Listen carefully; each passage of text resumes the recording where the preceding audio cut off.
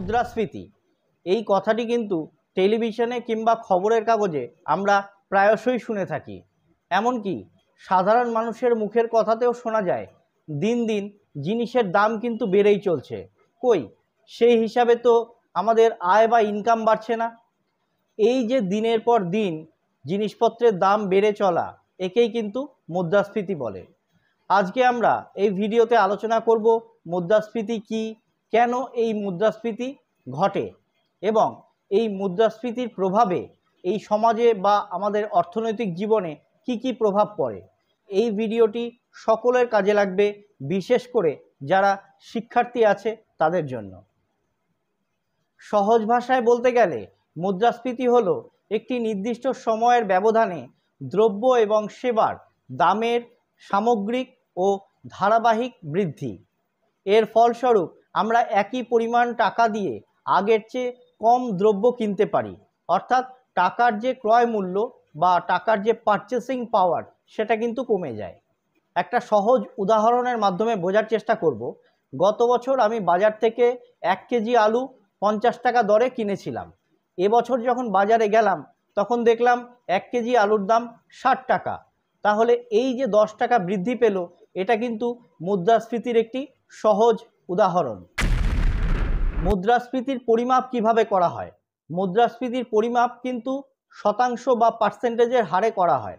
ধরুন যদি বলা হয় এবছর 4% মুদ্রাস্ফীতি হয়েছে, তার মানে ধরে নিতে হবে এবছর গড়ে জিনিসপত্রের দাম 4% বৃদ্ধি পেয়েছে, অর্থাৎ 4% বৃদ্ধি পেয়েছে। মুদ্রাস্ফীতিকে মূলত দুটি ভাগে ভাগ করা যায়, চাহিদা বৃদ্ধিজনিত মুদ্রাস্ফীতি আর খরচ বৃদ্ধিজনিত মুদ্রাস্ফীতি। প্রথমে আমরা দেখে নেব চাহিদা বৃদ্ধিজনিত মুদ্রাস্ফীতি। যখন বাজারে কোনো দ্রব্য বা সেবার চাহিদা সরবরাহের চেয়ে বেশি হয় তখন কিন্তু মুদ্রাস্ফীতি দেখা দেয় এবং এই ধরনের মুদ্রাস্ফীতিকে চাহিদা বৃদ্ধিজনিত মুদ্রাস্ফীতি বলে। যখন মানুষের হাতে অতিরিক্ত টাকা থাকে কিংবা আয় বৃদ্ধি পায় তখন মানুষ চায় বেশি পরিমাণে খরচা করতে। এই অতিরিক্ত চাহিদা পূরণ করার জন্য যদি পর্যাপ্ত জোগান না থাকে তাহলে জিনিসপত্রের দাম বৃদ্ধি পায়। ধরে নেই একটি গ্রামে মোট 100 কেজি চাল উৎপন্ন হয়, কিন্তু সেই গ্রামের বাসিন্দারা মোট 120 কেজি চাল কিনতে চায়। যেহেতু চাহিদা বেশি কিন্তু সরবরাহ কম, তাই বিক্রেতারা চালের দাম বাড়িয়ে দেয়। এর ফলে বাজারে চালের দাম বৃদ্ধি পায়। দ্বিতীয় কারণটি হচ্ছে খরচ বৃদ্ধিজনিত মুদ্রাস্ফীতি। উৎপাদন খরচ বেড়ে যাওয়ার জন্য যদি জিনিসপত্রের দাম বৃদ্ধি পায় তাকে খরচ বৃদ্ধিজনিত মুদ্রাস্ফীতি বলে। যে সমস্ত কারণে উৎপাদন খরচ বাড়তে পারে সেগুলি হচ্ছে কাঁচামালের দাম বৃদ্ধি, শ্রমিকের মজুরি বৃদ্ধি কিংবা তেল বা বিদ্যুতের দাম বৃদ্ধি। খরচ বৃদ্ধিজনিত মুদ্রাস্ফীতি একটি সহজ উদাহরণের মাধ্যমে বোঝার চেষ্টা করব। একটি বিস্কুট তৈরির কারখানা বা ফ্যাক্টরিতে বিস্কুট তৈরির কাঁচামাল হিসাবে ময়দা, চিনি এবং তেল ব্যবহার করা হয়। হঠাৎ যদি কোনো কারণে এই কাঁচামালের দাম বৃদ্ধি পায় তবে কোম্পানি বা ফ্যাক্টরির মালিক এই বর্ধিত খরচ পুষিয়ে যাওয়ার জন্য বিস্কুটের দাম বাড়িয়ে দেবে। এই যে কাঁচামালের দাম বৃদ্ধি পাওয়ার জন্য বিস্কুটের দাম বৃদ্ধি পেল, একেই খরচ বৃদ্ধিজনিত মুদ্রাস্ফীতি বলে। এখন জানবো মুদ্রাস্ফীতির প্রভাব। মুদ্রাস্ফীতি সমাজের বিভিন্ন মানুষের উপরে কিন্তু ভিন্ন ভিন্ন প্রভাব ফেলে। 1 নম্বর, ভালো প্রভাব। এই মুদ্রাস্ফীতি কিন্তু ছোটোখাটো হলে অর্থনীতির জন্য তা ভালো হতে পারে। উৎপাদনকারীদের উৎসাহ বৃদ্ধি করে এবং বিনিয়োগ বাড়াতে সাহায্য করে। ঋণ গ্রহীতাদের ক্ষেত্রেও কিন্তু এই মুদ্রাস্ফীতির একটি ভালো প্রভাব লক্ষ্য করা যায়, অর্থাৎ তারা যে পরিমাণ টাকা ঋণ নেয় তার প্রকৃত মূল্য মুদ্রাস্ফীতির কারণে কিন্তু পরিশোধের সময় কমে যায়। ধরো তুমি 1 লক্ষ টাকা ঋণ নিলে, যখন তুমি এই টাকা পরিশোধ করছো মুদ্রাস্ফীতির কারণে তখন সেই 1 লক্ষ টাকার ক্রয় ক্ষমতা কমে গেছে, অর্থাৎ তুমি যে পরিমাণ টাকা ফেরত দিচ্ছ তার প্রকৃত মূল্য তোমার নেওয়া টাকার চেয়ে অনেক কম। 2 নম্বর পয়েন্ট হচ্ছে খারাপ প্রভাব, ক্রয় ক্ষমতার হ্রাস। এর সবচেয়ে বড় এবং প্রত্যক্ষ প্রভাব হলো টাকার ক্রয় ক্ষমতা কমে যায়। নির্দিষ্ট আয়ের মানুষেরা, যেমন যারা বেতনভুক্ত কর্মচারী আছে কিংবা পেনশনভোগী মানুষ আছে, তাদের কিন্তু ভীষণ অসুবিধার মুখে পড়তে হয়, কেননা তাদের আয় বা ইনকাম বাড়ে না, অথচ জিনিসপত্রের দাম বৃদ্ধি পায়। সঞ্চয় হ্রাস। মুদ্রাস্ফীতির ফলে সঞ্চয়ের হার কমে যায়। কেননা ব্যাংকে যে পরিমাণ ইন্টারেস্ট বা সুদ দিচ্ছে তা যদি মুদ্রাস্ফীতির সুদের চেয়ে কম হয় তাহলে কিন্তু সঞ্চয়কারীর আসলে ক্ষতি হয়। বিনিয়োগের অনিশ্চয়তা, এটাও কিন্তু মুদ্রাস্ফীতির একটি খারাপ বা ক্ষতিকর দিক।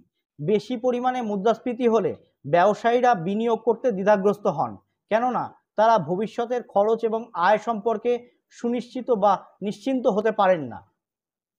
এখন জেনে নেব এই মুদ্রাস্ফীতিকে কে এবং কিভাবে নিয়ন্ত্রণ করতে পারে। সরকার এবং কেন্দ্রীয় ব্যাংক, যেমন ভারতের ক্ষেত্রে ভারতীয় রিজার্ভ ব্যাংক বিভিন্ন উপায়ে মুদ্রাস্ফীতি নিয়ন্ত্রণ করে। প্রথম উপায়টি হচ্ছে 1 নম্বর আর্থিক নীতি। কেন্দ্রীয় ব্যাংক সুদের হার বাড়িয়ে মুদ্রাস্ফীতি নিয়ন্ত্রণ করে। যখন সুদের হার বাড়ে তখন ব্যাংক থেকে ঋণ নেওয়া ব্যয়বহুল হয়ে যায়, ফলে মানুষ এবং কোম্পানি কম পরিমাণ ঋণ নেয় এবং খরচ কমায়। এতে বাজারে টাকার সরবরাহ কমে এবং চাহিদাও কমে যায়। 2 নম্বর পয়েন্টটি হচ্ছে রাজস্ব নীতি। সরকার কর বাড়িয়ে কিংবা সরকারি খরচ কমিয়ে মুদ্রাস্ফীতি নিয়ন্ত্রণ করতে পারে। যখন কর বাড়ে তখন মানুষের হাতে অতিরিক্ত খরচের জন্য টাকা কম হয়ে আসে এবং চাহিদা কমে, তাই মুদ্রাস্ফীতি নিয়ন্ত্রিত হয়। 3 নম্বর পয়েন্টটি হচ্ছে সরবরাহ বৃদ্ধি করা।